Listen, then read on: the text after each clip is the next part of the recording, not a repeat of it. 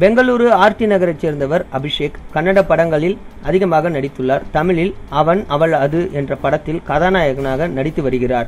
Abhishek Chennai Virugambakkam Bhaskar colony 2வது தெருவில் உள்ள தனியார் சர்வீஸ் அபார்ட்மெண்ட்டில் வசித்து வருகிறார். இந்த நிலையில் நேற்று இரவு அபார்ட்மெண்ட் நுழைவு வாயில் பகுதியில் அபிஷேக் அமர்ந்திருந்துள்ளார். அங்கு தனது நண்பர்கள் 4 பேருடன் நடிகர் விமல் வந்துள்ளார். அங்கிருந்த அபிஷேக்கிடம் அந்த அபார்ட்மெண்ட்டில் வேலை செய்பவர் என நினைத்து விமல் எனக்கு ஒரு ரூம் வேண்டும் என்று கேட்டுள்ளார். அதற்கு அபிஷேக் நான் இந்த அபார்ட்மெண்ட்டில் வேலை செய்பவன் இல்லை என்று கூறிய பொழுது போதையில் இருந்த விமல் தனது நண்பர்களுடன் சேர்ந்து கொண்டு கன்னட நடிகர் அபிஷேக்கை அடித்து உதைத்துள்ளனர். இதில் அவருக்கு காயம் ஏற்பட்டதாக தெரிவிக்கப்படுகிறது. இதனால் அவர் சாலிகிராமத்தில் உள்ள ஒரு தனியார் மருத்துவமனையில் அனுமதிக்கப்பட்டுள்ளார். மேலும் இது தொடர்பாக அபிஷேக் விருகம்பாக்கம் காவல் நிலையத்தில் புகார் அளித்துள்ளார்.